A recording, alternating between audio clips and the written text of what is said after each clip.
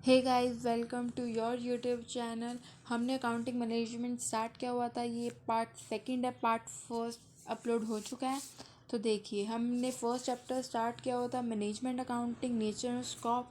हम इसका meaning definition already कर चुके हैं, तो आप वीडियोस में जाके प्लेलिस्ट में जाके इसकी फर्स्ट वीडियो देख सकते हैं।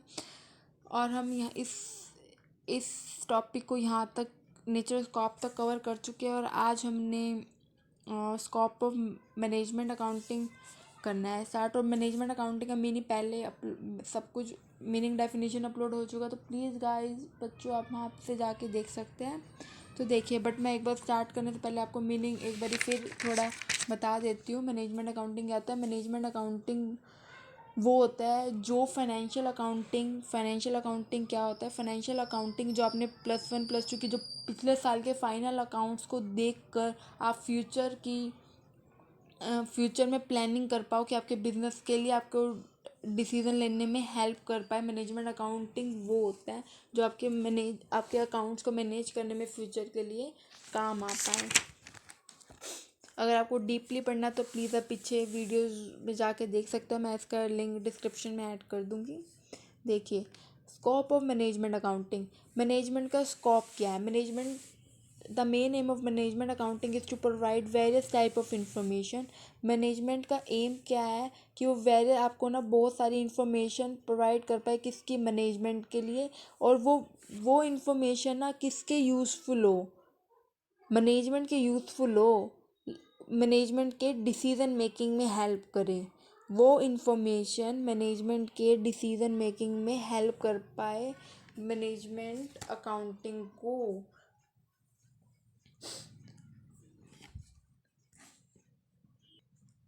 देखिए, द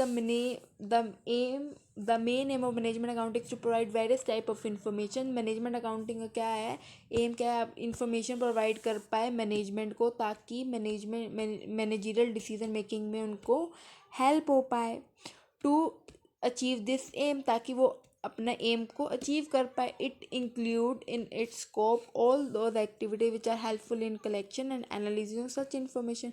वो स्कोप और एनालिसिस को हेल्प करने में, कलेक्शन करने में, उनको जांच पड़ताल जो कहते हैं हेल्प करने में यूज़ हो पाए वो information. Hence the scope of management accounting is quite. जो मैनेजमेंट अकाउंटिंग है वो क्वाइट और बहुत वाइड में फैली हुई है। कैसे फैली हुई है, क्या क्या वो काम करती है, क्या उसका स्कोप है, कहाँ तक वो सोचती है, देखिए आगे। फाइनेंशियल अकाउंटिंग वो अकाउंटिंग है जो आपने +1 क्लास में आप ऑलरेडी पढ़ चुके हैं, जैसे फाइनल अकाउंट बनाना, कैश फ्लो, रेशो एनालिसिस, ये आपने +2 में पढ़ा होगा। वो सारी जो आपको, देखिए यहीं से समझाती हूँ।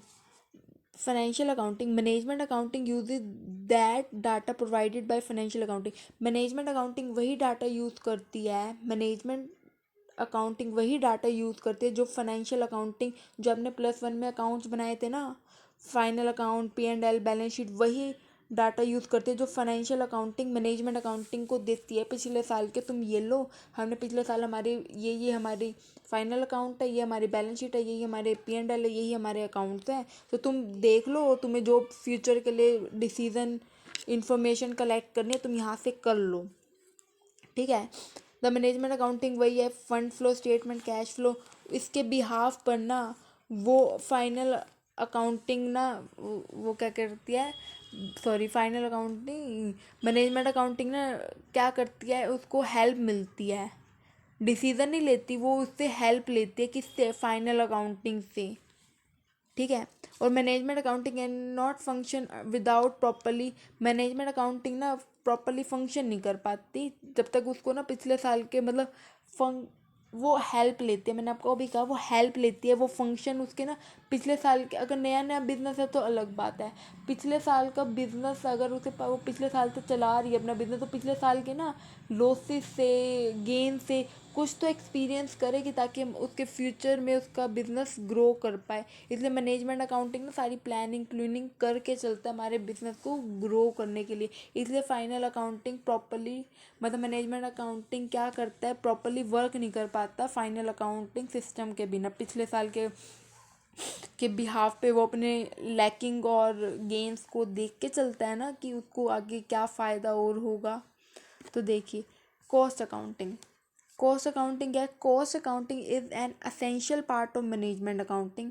कॉस्ट अकाउंटिंग मेरा बहुत इंपॉर्टेंट पार्ट है। कैसे इंपॉर्टेंट है? Because information it provide information about A total cost. वो इन्फॉर्मेशन कैसी प्रोवाइड करे? एक टोटल कॉस्ट की इन्फॉर्मेशन प्रोवाइड करे, हमारी सारे प्रोडक्ट की इतनी कॉस्ट है, पर यूनिट कॉस्ट हमारी इतनी है एक प्रोडक्ट की।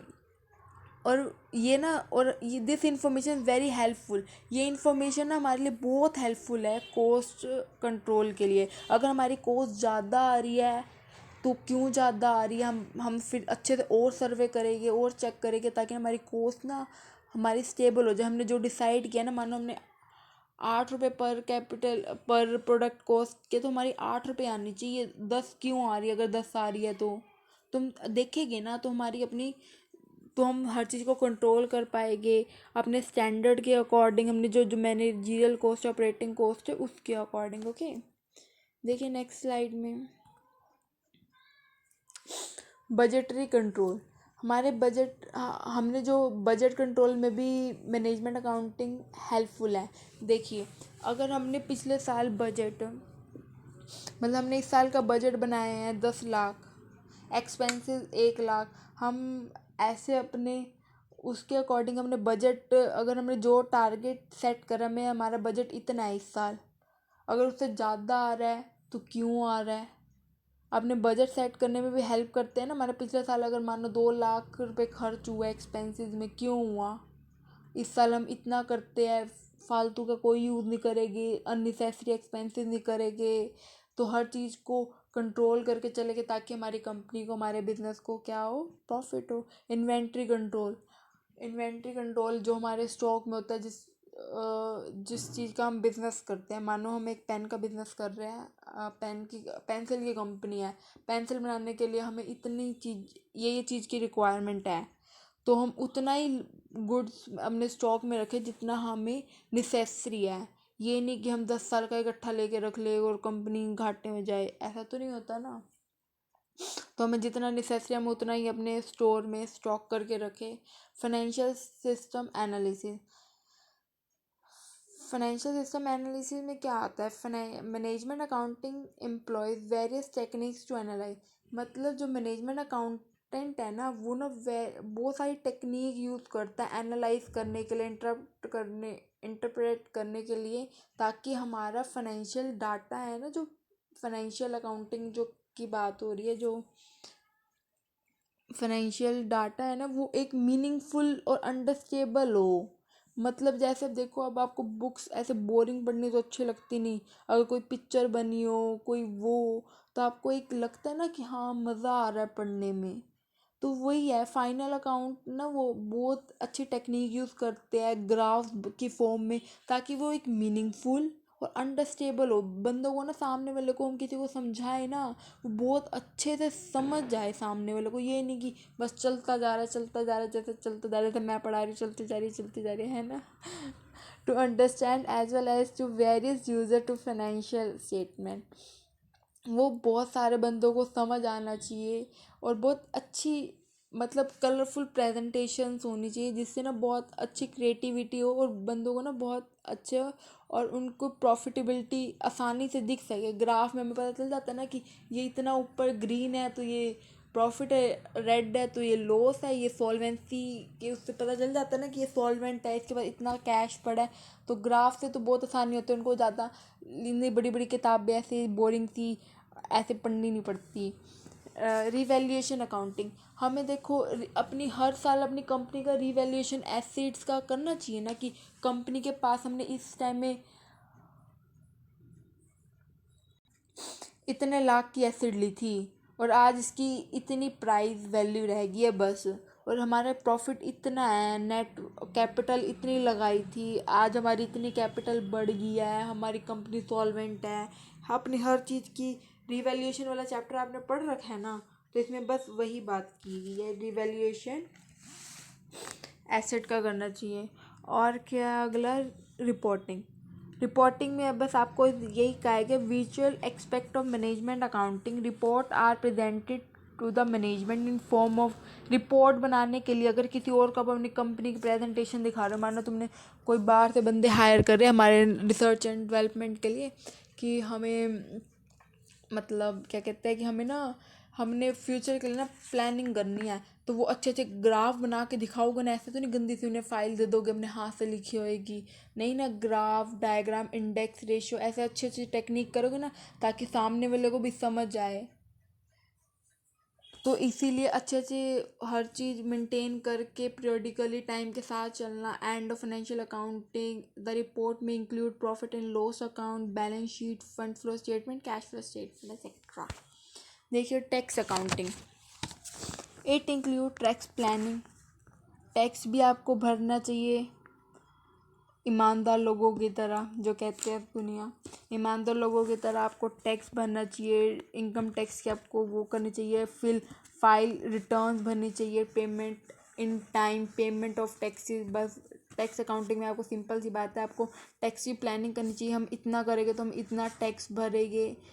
बहुत से तरीके होते हैं आपको टैक्स भरने के भी। टैक्सेबल इनकम हमारी इतनी है तो हमें इतना करना पड़ेगा। कुछ डोनेशन के नाम पे भी कर लेते हैं घपला, हम डोनेशन के नाम पे भर देते हैं तो हमें टैक्स नहीं भरना पड़ेगा। इंटरनल कंट्रोल, इंटरनल कंट्रोल क्या होता है? Management accounting include the internal control method such as internal check, internal audit. कहीं पता है क्या होता है, किसी और के सर्वे करने से पहले पहले ना कई मैनेजर्स ऐसे होते हैं कि ना अपने आप ही अंदर ना सब कुछ चेक कर लेते हैं, किसी और को उंगली उठाने का मौका ना मिले ना, उससे पहले पहले इंटरनल चेकअप कर लेते हैं। जैसे कुछ सीनियर्स के ऊपर, जैसे मानो ये सीनियर है, ये 2 सीनियर है, इसके नीचे 4 सीनियर है, मतलब जूनियर इनके, तो इनके ऊपर एक सीनियर है, तो इनके नीचे और है, ऐसे ऐसे बंदे नीचे काम कर रहे हैं। तो ये दोनों ना पहले ही चेक कर लेते हैं अपने नीचे वालों के, ऊपर वाला चेक करे ना, ये चेक करे, इसके चेक करने से पहले पहले ना ये दोनों क्या कहते हैं, हम ना चेक कर लेते हैं पहले ही कि हमारे कुछ वो तो नहीं, हमें डांट पड़ जाएगी। तो उससे पहले वो कहते हैं हम ही चेक कर लेते हैं, इंटरनल कंट्रोल कर लेते हैं, जो भी फालतू चीज़ है ये है वो है कर लेते हैं। बड़ी बड़ी कंपनी में ऐसा ही होता है। मेथड एंड प्रोसीजर प्रॉपर, वो देखते हैं कि कोई सारे मेथड ढंग से फॉलो कर रहे, प्रोसीजर में काम हो रहा है या एवं ही धक्के से चलता जा रहा है। Office services in a small scale organisation, management accountant may be required to maintain and control services। Office services अच्छे उनको तो प्रोवाइड हो रही है। It include data processing, filing, copying, communication in a small, देखिए वापस देखिए स्मॉल ऑर्गेनाइजेशन में ना मैनेजमेंट अकाउंटिंग में भी required to maintain and control. जो स्मॉल ऑर्गेनाइजेशन होता है उनमें ना वो रिक्वायर क्या होता है, मेंटेन एंड कंट्रोल। जो ऑफिस सर्विसेज है उनके काम है फाइलिंग करना, कॉपिंग करना, कम्युनिकेशन करना।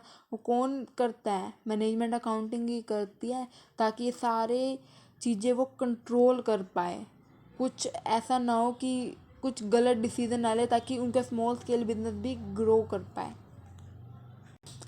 नेक्स्ट वीडियो में ही हम फंक्शन पढ़ पाएंगे।